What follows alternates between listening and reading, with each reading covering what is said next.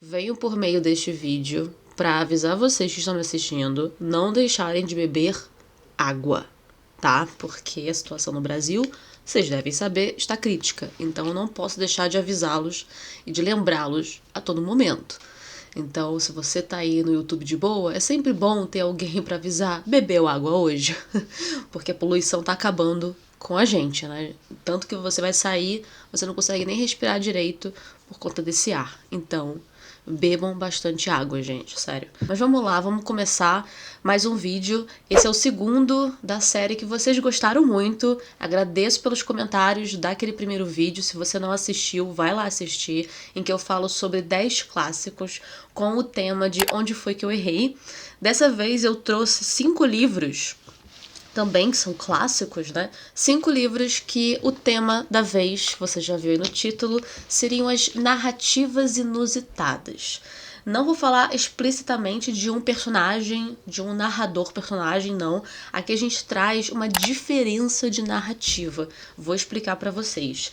E também dizer o motivo, né? Por que que eu acho que essa narrativa é inusitada.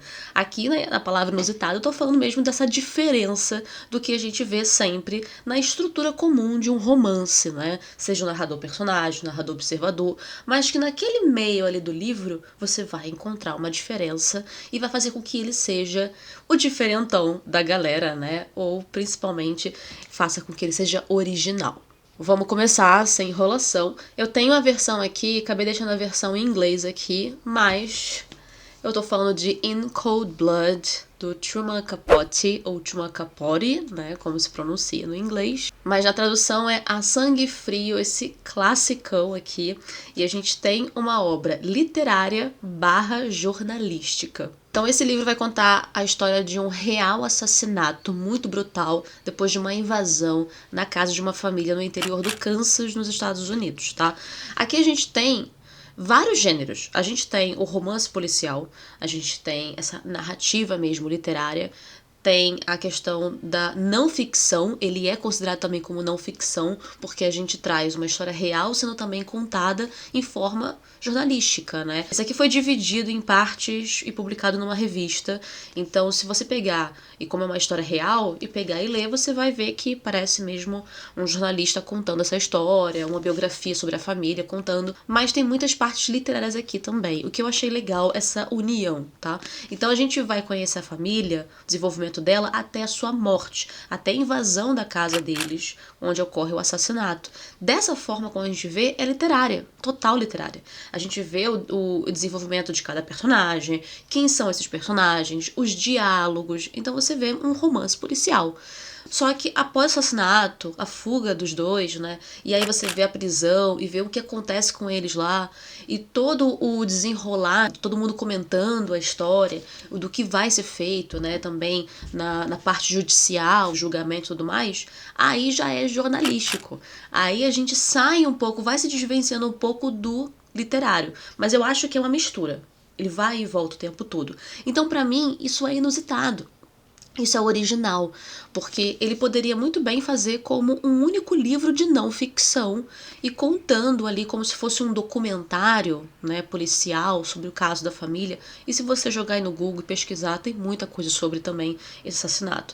Mas não, ele fez como um livro que pode ser visto como um livro mais de não ficção e também literário da mesma forma. Então, para vocês já entenderam como está funcionando esse vídeo de hoje, a temática é essa. Então, pra mim, essa narrativa é inusitada. Mas se você discorda, deixa nos comentários, tá, gente? Essa é só uma ideia minha, uma opinião, mas eu não tô falando a verdade aqui. Bora pro próximo. O próximo é interessante, eu ainda não terminei de ler, pra falar a verdade, eu preciso terminar. Um dia eu termino, mas o que eu já li é bom demais. Isso é um classicão, muito, muito clássico, de Laurence Sterne. Esse é A Vida e as Opiniões do Cavaleiro Tristan Shandy. Essa edição aqui é a mais recente pela Penguin, da Companhia das Letras. Eu era louca por esse livro, mas só encontrava em sebo, estante virtual, com preços altíssimos. Mas esse aqui eu ganhei, acho que em 2022, gente. E eu ainda não terminei. Mas ele é grandinho, tá?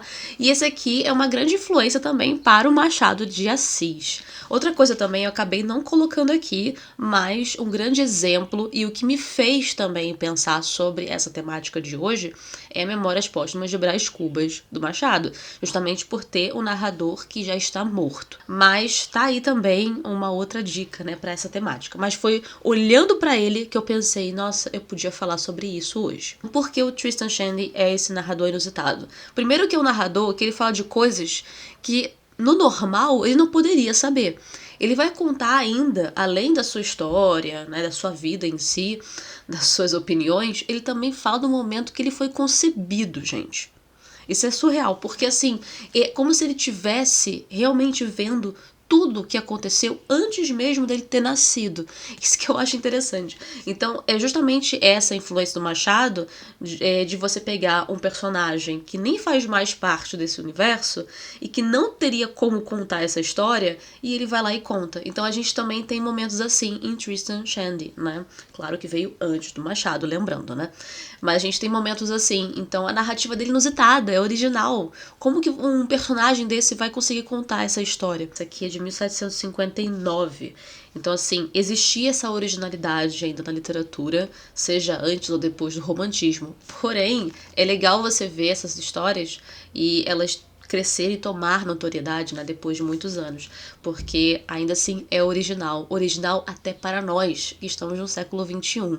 Eu nunca vi nada parecido e também nunca vi nada parecido com o Machado de Assis, né?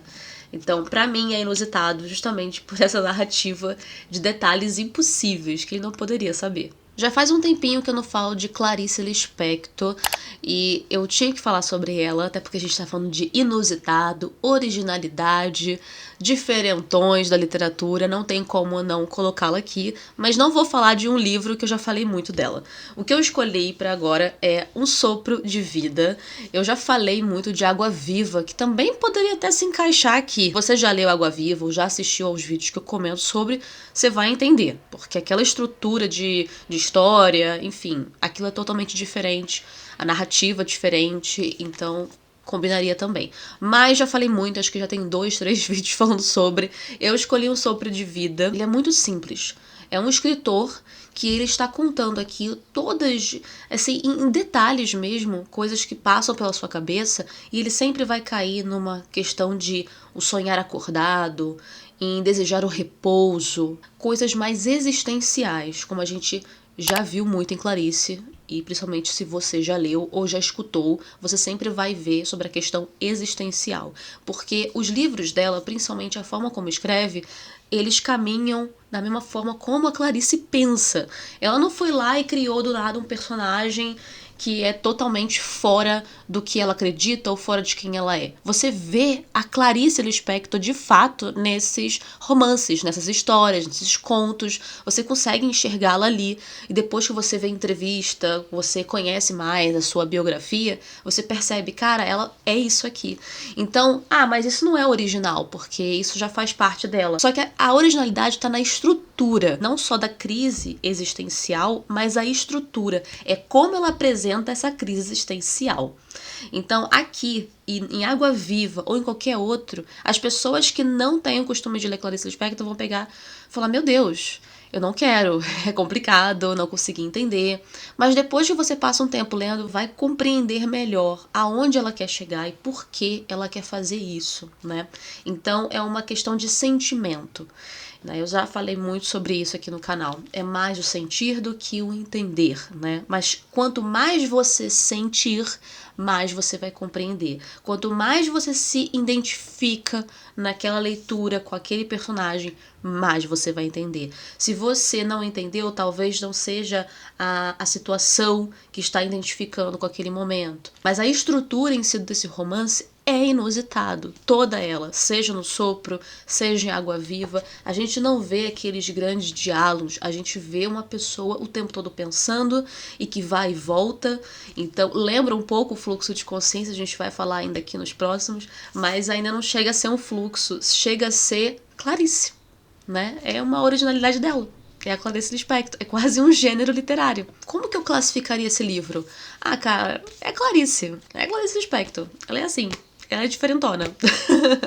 Eu tô brincando, mas sim, a gente pode colocar que a estrutura dela é original, é inusitada, como ela apresenta esses personagens também, é da forma livre dela, é de sentimento. Então não tem como não colocá-la aqui. Os outros dois são bem parecidos. Já falei desses dois no canal. O que eu vou falar de diferente deles é o seguinte. O primeiro, O Sonho e a Fúria, do ganhador do Prêmio Nobel, né, William Faulkner. Eu já falei muito sobre a dificuldade dessa obra, né? Eu preciso ainda reler um dia, mas eu gosto muito, muito, muito desse livro, sua obra principal. Poucas pessoas conhecem esse livro e o outro que eu vou apresentar justamente pelo seu grau de dificuldade. Mas a maior dificuldade aqui é que a gente tem o fluxo de consciência, mas não é exatamente o fluxo de consciência que é tão difícil, tá? Porque quando você adentra melhor nessa leitura, você entende a perspectiva dos demais personagens. Mas um específico tem uma deficiência mental. Então, quando você entra na mente dele, claro que vai ficar confuso. Porque ele mesmo já é confuso, né? Então, é justamente esse grau de dificuldade que ele coloca aqui. Só que os outros depois, você vai compreender tudinho essa crise dessa família aqui que está passando no início do século XX, tá? Mas é justamente esse inusitado.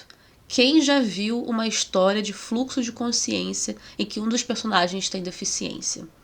Eu vi pela primeira vez nessa obra. Se você já viu outra obra e se já fez com maestria, como William Faulkner, deixa aí nos comentários, né? Mas eu nunca tinha visto, é a primeira vez, e foi justamente esse personagem que mais me trouxe dificuldade na hora de prosseguir a história. Foi o que eu mais pesquisei sobre. Os outros, você vai caminhando tranquilamente quando você já compreende ali como que é a dança, né, dessa narrativa, como se caminha essa narrativa. Mas a história é a decadência de uma família. Eu adoro isso. Eu tô lendo os Buddenbrook, que também é a decadência de uma família. Eu adoro isso. Mas a decadência dessa família no sul dos Estados Unidos, ali no início do século XX, e que vai ser contada em 4 perspectivas, tá? E uma delas é a perspectiva desse personagem que tem esse problema, né? Um grande som, de fato, e fúria. Eu sei que o título é justamente isso. Você vê muita fúria, muito som, até no silêncio, sabe? É ensurdecedor. Então, pra mim, o inusitado é justamente essa forma como ele tá criando. Não pelo fluxo de consciência, gente. Quando vocês compreenderem, lerem, não é o fluxo que é complicado, sabe? Complicado são outras coisas aqui. O personagem em si que tem essa deficiência, esse emaranhado de sons e fúrias, sabe? As mágoas que guarda, a violência, a brutalidade dessa família. Então isso que acaba sendo bem mais difícil. E também entrando na questão de fluxo de consciência, não estou falando da Virginia Woolf, não. Eu estou falando do incrível James Joyce. Bom, falo de James Joyce, é impossível não falar de Virginia Woolf. Por que eu não coloquei a Virginia Woolf aqui? Ah, porque ela tem livros menores. Pode ser também, mas não chega a ser isso. É porque a Virginia Woolf, depois que você lê bastante, é tipo a Clarice. Você depois entende qual é a dela e você começa a sentir mais facilidade ao ler. Sei que tem muita gente que nunca leu, que justamente não leu porque tem medo de não entender. Gente, só vai. Pegue Mrs. Dalloway que você vai compreender de fato. É que traz assuntos mais complicadinhos ali, né? Assuntos que hoje, principalmente hoje, são mais discutidos, né? A sensibilidade, o grau de sensibilidade. Mas ela traz também uma personagem, que é a Mrs. Dalloway, de maneira bem ousada, bem livre também, tá? Pra falar sobre esses assuntos, porque a gente vai entrar na sua mente. E quando a gente fala de literatura em que a gente entra na mente e vê o que eles pensam, para uma época como aquela, aí é muito mais escandaloso você ver que aquele personagem está passando por aquilo e pensa, né? Aqui em James Joyce, eu acho que o mais complicado e mais inusitado é justamente a sua motivação.